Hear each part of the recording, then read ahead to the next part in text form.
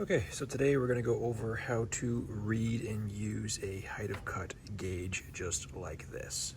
Digital ones are pretty straightforward, but this is a manual or mechanical or analog, whatever you want to call it, gauge. It is in metric, as you can see, if that focuses.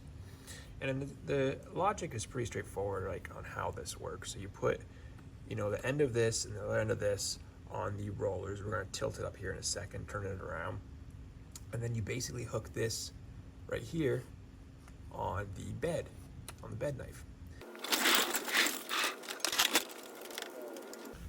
Okay, now with the mower tilted back so we can see the front roller and the rear roller easily. Basically move the camera up a little bit.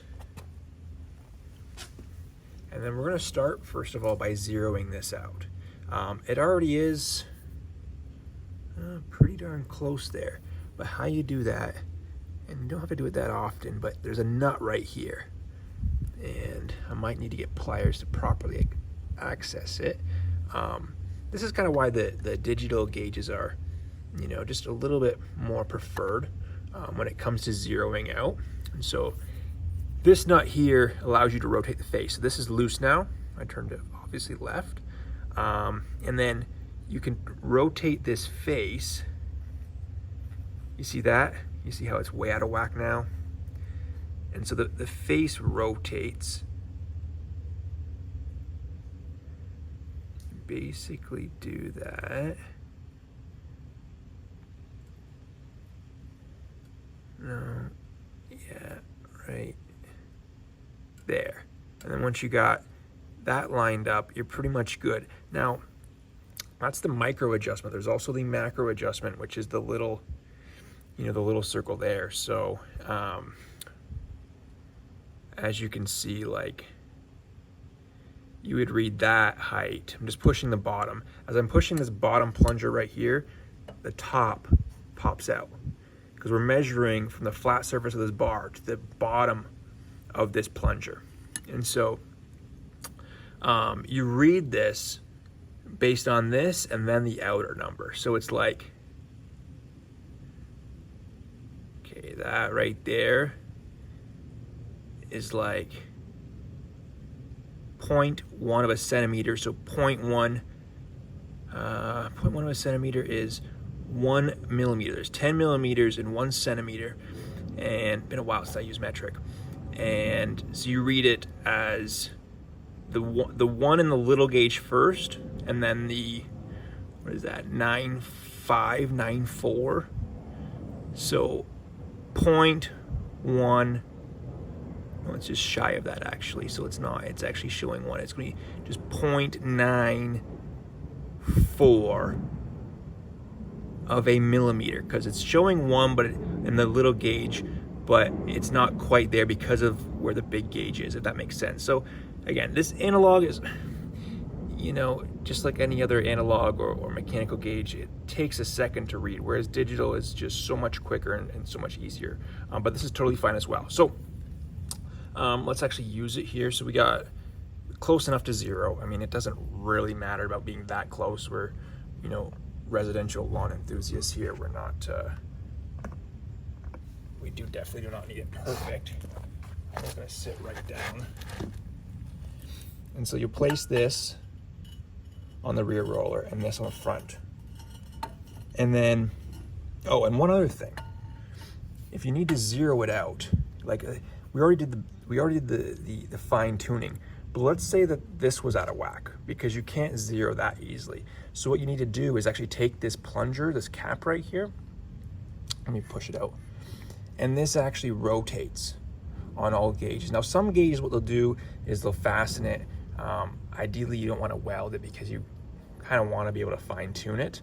Oops, now you can see a little bit better there. But you can see that gap there. So there's a little bit of room here to rotate in or out to adjust it so that it does go to 0. So if we go here, I turn this, you can see now it's out of whack. So I just need to turn it back the other way, get it lined up,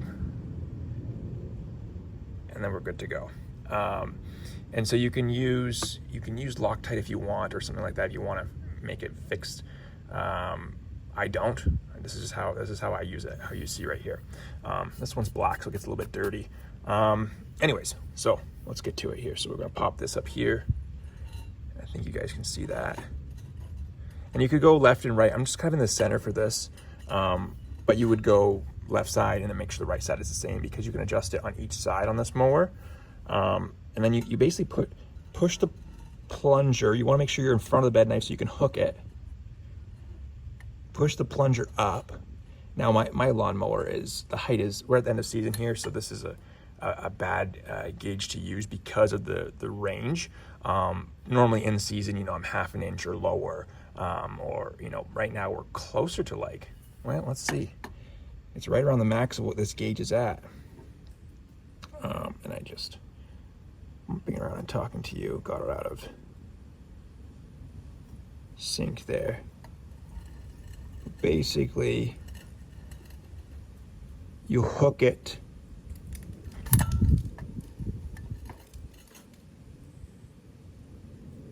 and it will stay there with the pressure.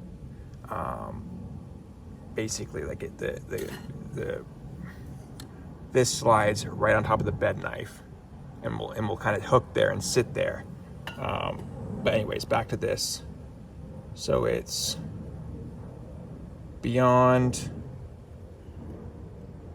1 centimeter, looking around like 1.3, 1.29 centimeters or so. But anyways, right around kind of the max of what this gauge supports here. So yeah, this kind of thing is useful if you're cutting well under an inch.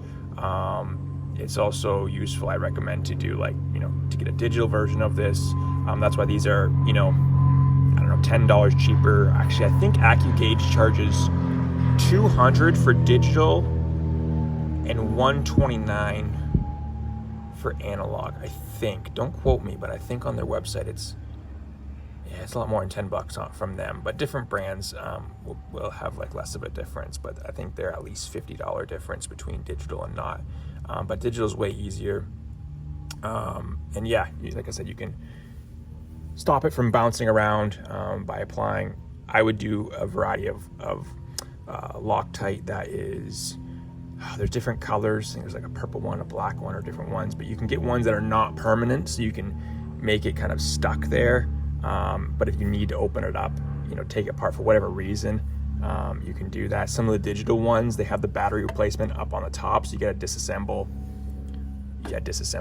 like these screws and bolts here to get in to replace the battery. A lot of them have it on the side and in other spots, so it's fine. But some are not, and you actually have to disassemble it, which takes 2 minutes.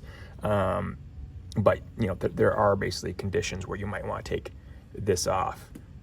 So anyways, that's how you use a manual or mechanical or analog height of cut gauge on a reel or cylinder mower.